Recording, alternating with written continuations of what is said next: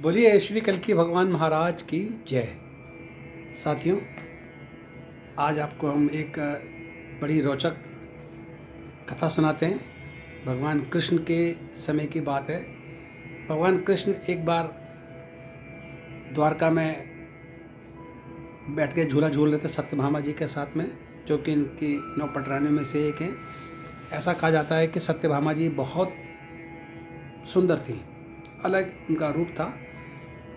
तो उनको अपने रूप पर थोड़ा सा कहीं अभिमान आ गया और उन्होंने ऐसे ही कहा कि प्रभु, क्या मेरे से सुंदर भी आपको कोई लगता है संसार में?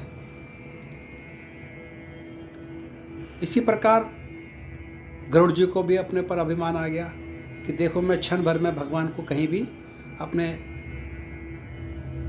मतलब वाहन के रूप में कहीं भी ले जाता हूँ और ले आता हूँ।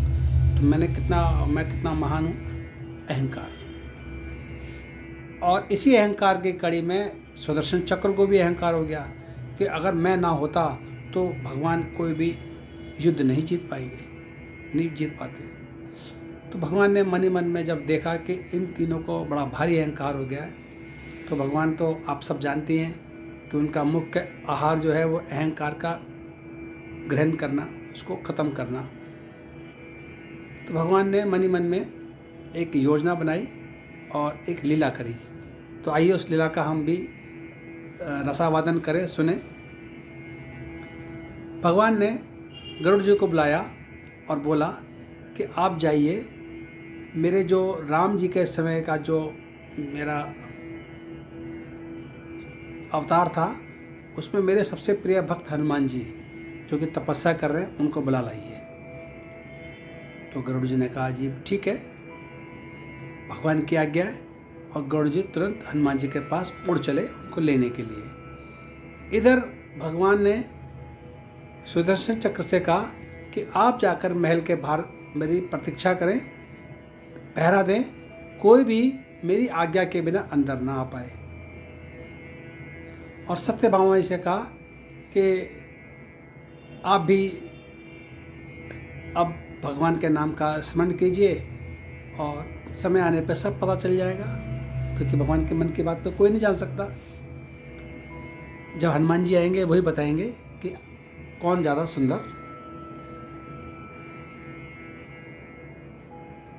अब होता क्या है कि जब गरुड़ जी हनुमान जी के पास पहुंचते हैं तो हनुमान जी को उन्होंने प्रणाम करके बोला कि प्रभु, श्री राम ने आपको बुलाया है शीघ्रता से, और आप मेरे पे कृपा करें, मेरे साथ चलें, मैं आपको तुरंत ले चलूँगा तेजी के साथ में द्वारकाधीश भगवान के पास।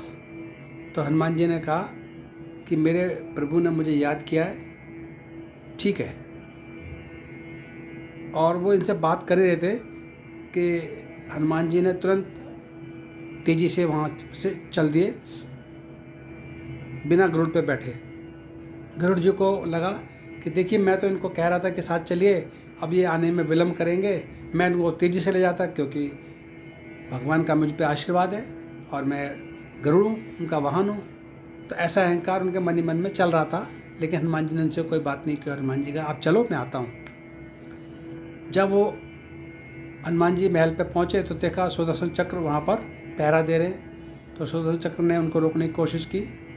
तो भगवान हनुमान जी ने कहा कि भक्त को भगवान से मिलने में एक इतना बड़ा कारण बन सकता है कोई। तो तुरंत वहाँ भी उन्होंने महल को पार करके भगवान के पास पहुँच गए।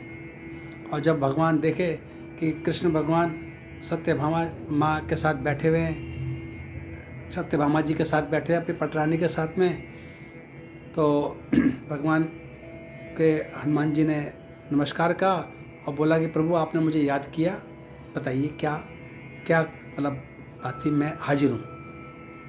तो भगवान कृष्ण ने बोला कि आप अंदर कैसे आए, आपको किसने रोका नहीं? तो हनुमान जी ने मुस्कुरा के बोला कि रोकने का तो प्रयास किया था, लेकिन रोक नहीं पाए आपसे मिलने के लिए। और बोला कि वो चक्र जो है मेरे मुंह के अंदर है। और हनुमान जी ने अपना मुंह खोला और चक्र को बाहर निकाला। तो चक्र का अभिमान जाता रहा कि अरे मेरे वजह से इतने युद्ध भगवान ने जीते और हनुमान जी ने मुझे मुफ्त में रख लिया। तो वहाँ भगवान ने चक्र का जो अहंकार था वो तोड़ दिया।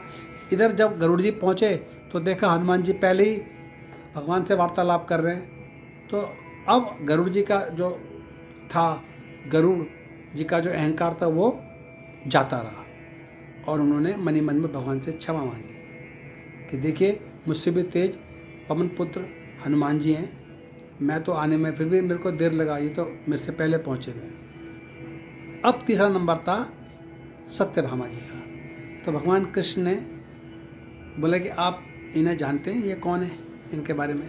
तो हनुमान जी ने हाथ जोड़ के बोला कि प्रभु ये आप किसके साथ बैठे हैं, ये कौन है, मैंने नहीं पहचानता, मैं तो केवल माँ सीता को जानता हूँ, जो जिनकी छवि बहुत ही सुंदर, ये तो उनके सामने कुछ भी नहीं है।